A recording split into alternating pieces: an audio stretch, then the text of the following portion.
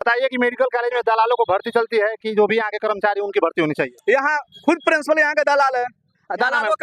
दलालों का अड्डा बन चुका है यहाँ प्रिंसिपल का।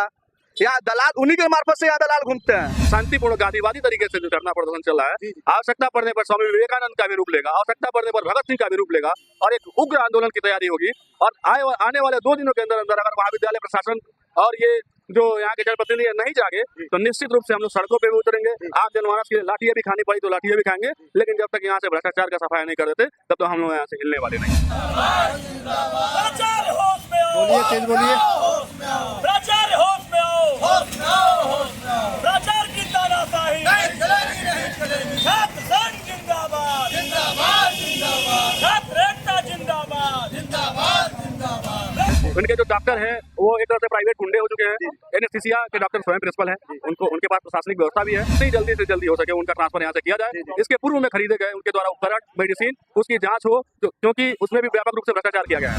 ऐसी क्या स्थिति है कि जो शिशिर गुप्ता यहाँ अल्ट्रासाउंड करते हैं वो प्राइवेट में जाके काम करते हैं। सरकारी में उनको 2 घंटे का टाइम मिलता है और प्राइवेट में वो 4 घंटे का काम करते हैं। ऐसा क्या समस्या है, ऐसा क्या मामला है कि वो सिर्फ यहाँ 2 ही घंटे काम करते हैं, प्राइवेट में काम करने के लिए उनके पास 8 घंटे। नमस्कार दोस्तों, मैं हूं सचिन पत्रकार और आप देख रहे हैं जनता स्टडी न्यूज 18/5 पर आपका स्वागत है।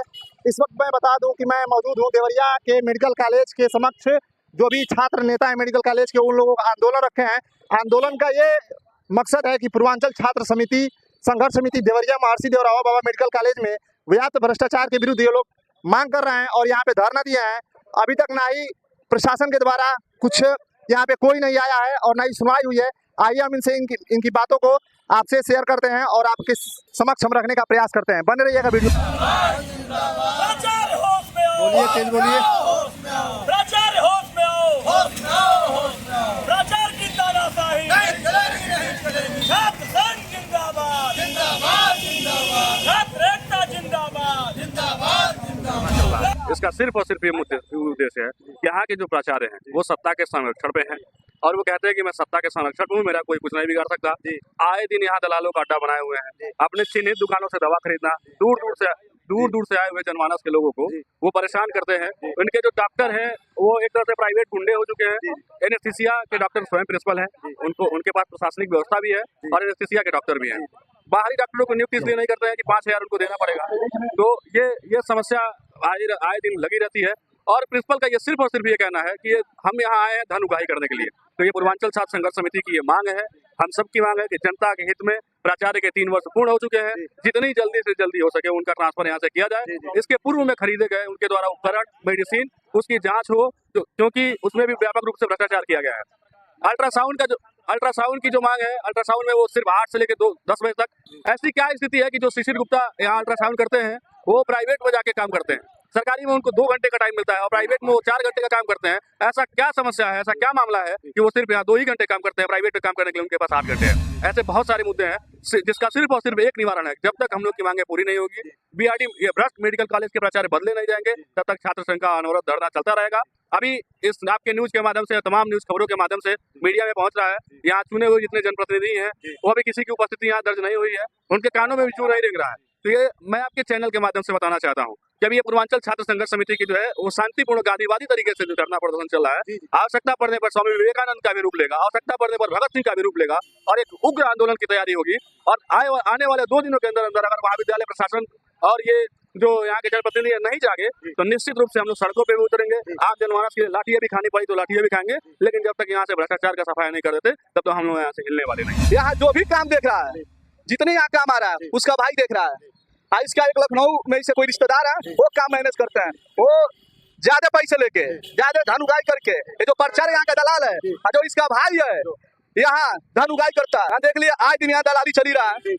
आप यहाँ एक बगल में देखिए गेट है, वहाँ आए दिन एक्सीडेंट होता है। यहाँ गेट के बगल में देखिए यहाँ टूटा हुआ है, वहाँ जो पानी वाला सूखता हुआ टंकी है, स्लिप है, वहाँ टूटा हुआ है। वहाँ आए दिन वहाँ एक्सीडेंट हो जाए, डिलीवरी वाले लोग जाते हैं, चाहे लेडी जाती है, कहीं ना कहीं नुकसान होता ही है इसकी वजह से। कि जो भी मरीज आते हैं डॉक्टर उनके साथ अभद्र व्यवहार करते हैं और काफी दिक्कतों से उनका सामना करना पड़ता है मरीजों को। इस पर आप क्या कहेंगे? एक ये दवाई लिखते हैं विटामिन का और बस यही चलता है, विटामिन का, एक पैरासीटामॉल बुखार का, और जो भी दवाई है सब बाहर लिखते हैं। उसके बाद हम भाई लिखते हैं कि अंदर लिखिए, मेरे पास नहीं है। क्या करें, यहाँ के जो प्रचार है वो नहीं वो लिखते हैं, यही दवाई हमारे पास है, ये दवाई लिख देंगे, ये यहाँ ले लीजिएगा फलाने अग्रवाल चाहे जो भी यहाँ डॉक्टर इनके पास चले जाइएगा आप। अब वहाँ 2-3 दलाल रहते हैं खड़े, भाई चलिए यहाँ मेडिकल अच्छा हम आपको 10% छूट दिलवाते हैं, 20% छूट दो, ये इन सब का धंधा है यहाँ पे। बताइए कि मेडिकल कॉलेज में दलालों को भर्ती चलती है कि जो भी यहाँ के कर्मचारी उनकी भर्ती होनी चाहिए? यहाँ खुद प्रिंसिपल यहाँ का दलाल है, दलालों का अड्डा बन चुका है यहाँ पे, यहाँ प्रिंसिपल का, यहाँ दलाल उन्हीं के मार्फत से यहाँ दलाल घूमते हैं। उत्तर प्रदेश के सीएम योगी आदित्यनाथ जी जो ये वीडियो देख रहे होंगे, तो उनसे मेरी रिक्वेस्ट है कि इन लोगों की धरना जो चल रही है इसका जल्द से जल्द निवारण किया जाए और जल्द से जल्द सख्त कार्रवाई कोई कदम उठाई जाए। सीएमओ राजेश झा साहब आप सुन लीजिए, आपको गांठ बांध लेना पड़ेगा कि आपके पूर्ववर्ती सीएमओ ने हमसे समझौता लिखित में किया है और लिखित समझौते के बाद अगर आप मुकरने का प्रयास करेंगे तो हम आपसे हर्जाना भी वसूलेंगे और हम आपसे खर्चा भी लेंगे। अपने बाउंसर रखे हुए हो, बाउंसर से घंटा मारी और तुमने बाउंसर की आवश्यकता पड़ गई है भाई। निरीह मरीज जब आता है अस्पताल में तो उसके घर वाले उसको लाभ पर चलाते हैं कि चलेंगे दवाई ला कराएंगे, बता लेना है बाबू को, और तुम्हारे गुंडे उसको मारने लगते हैं। ऐसे ले लिए हैं, आप कहेंगे कि हम डॉक्टर हैं और कह रहे हैं कि तो इंसाफ के लिए ये लोग आंदोलन कर रहे हैं, आप भी साथ दीजिए और वीडियो कैसा लगा कमेंट बॉक्स में कमेंट कीजिए। मिलते हैं तब तक किसी अगले खबर के साथ, तब तक के लिए दीजिए इजाजत। जय हिंद, जय भारत।